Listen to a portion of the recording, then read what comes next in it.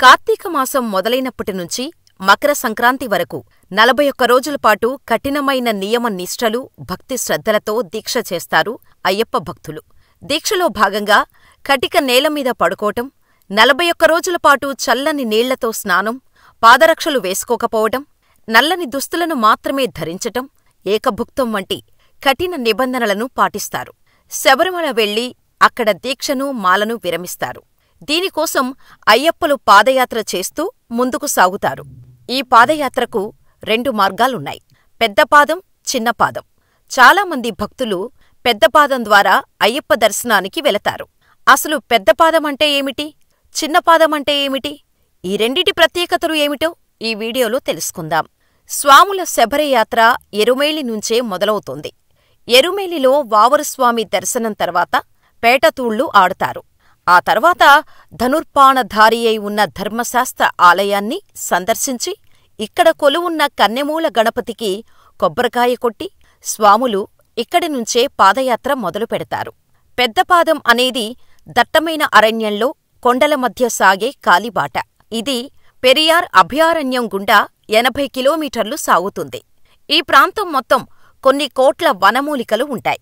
వాటినుంచి వచ్చే గాలి శరీరానికి తగలటం వల్ల చాలా మేలు జరుగుతుంది. అందుకే తప్పనిసరిగా ఒక్కసారైనా వనయాత్ర చేపట్టాలని చెబుతారు.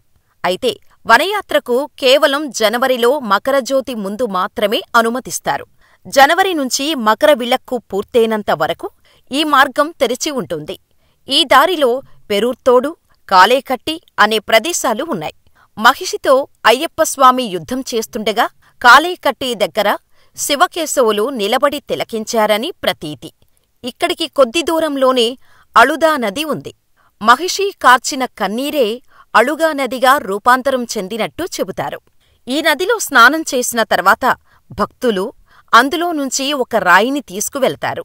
అళుదామేడును ఎక్కి తమతో తెచ్చిన ఈ రాయిని కలిడం కుండ్రులో ఇక్కడే అయ్యప్పస్వామి, మహిషి కళేబరాన్ని పూడ్చిపెట్టారు. అందుకే ఆ 2 రాళ్లను ఇక్కడ వేస్తారు. తరువాత యాత్ర ముందుకు సాగి కరిమల శిఖరానికి చేరుకుంటోంది. వనయాత్రలో కరిమల శిఖరం ఎక్కడమే చాలా కష్టమని భావిస్తారు. కరిమల శిఖరం ఎక్కటానికి స్వామి సాయం చేస్తాడని నమ్మకం. ఆ తర్వాత పెరియానా వట్టం, చెరియానా వట్టం గుండా పంబనది చేరుకుంటారు. అక్కడే పంబ అనే గ్రామం కూడా ఉంది. ఇక్కడి నుంచి స్వామి సన్నిధానానికి 7 కిలోమీటర్ల దూరం. ఎరుమేలి నుంచి బస్సుల ద్వారా చిన్నపాదం మార్గంలో పంబానదికి చేరుకోవచ్చు. చివరి 7 కిలోమీటర్లు మాత్రం కాలినడకన వెళ్లాలి. ఇదే చిన్నపాదం. ఈ వనయాత్రలోనే కొందరు భక్తులు శక్తిపూజ చేసి అన్నదానం చేస్తారు. పంపానదిలో స్నానం చేసి పంబా గణపతికి ఇరుముడిని చూపిస్తారు. అక్కడ నుంచి నీలిమల, శరంగుత్తి మీదుగా శబరిపీఠానికి చేరుకోవాలి. ఈ మార్గంలో అన్నిటికన్నా కష్టమైన శిఖరాలు కరిమల, నీలిమల. అందుకే మార్గాన్ని దాటేందుకు స్వయంగా స్వామివారు సహాయం చేస్తారని భక్తుల విశ్వాసం. శబరిమల ఆలయం తెరిచిన ప్రతిసారీ పెదపాదం మార్గం ఓపెన్ చెయ్యరు. కేవలం మకర విళక్కు సమయంలో ఓపెన్ చేసి తిరిగి సంక్రాంతి తర్వాత పెదపాదం మార్గం మూసివేస్తారు. ఇక చిన్నపాదం విషయానికి వస్తే నడక మార్గం ద్వారా శబరిమల చేరుకోలేని వాళ్లు చిన్నపాదం మార్గం గుండా వెళతారు. ఎరుమేలి నుంచి బస్సు మార్గం ద్వారా పంబానదికి చేరుకుంటారు. కాని చివర ఉండే 7 కిలోమీటర్లు మాత్రం కాలినడకన వెళ్లాల్సిందే.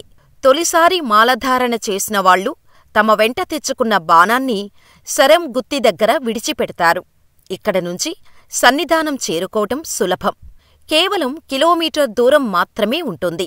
ఇలా స్వాములందరూ స్వామి దర్శనం దగ్గర పడటంతో ఆద్యంత రహితమౌ నీ విశ్వరూపం, అజ్ఞాన తిమిరమ్ముననుచు శుభదీపం, ఈ 4 దిక్కులు 14 భువనాలు పడిమెట్లుగా మారే ఇదో అపురూపం అంటూ స్వామిని దర్శించుకొని మురిసిపోతారు అయ్యప్ప మాలధారులు.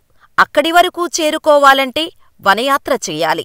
అయితే ఇరుముడి ధరించిన భక్తులు మాత్రమే ఆలయంలోని 18 మెట్లు ఎక్కి స్వామియే శరణమయ్యప్ప అంటూ స్వామివారిని దర్శించుకొని పునీతులవుతారు.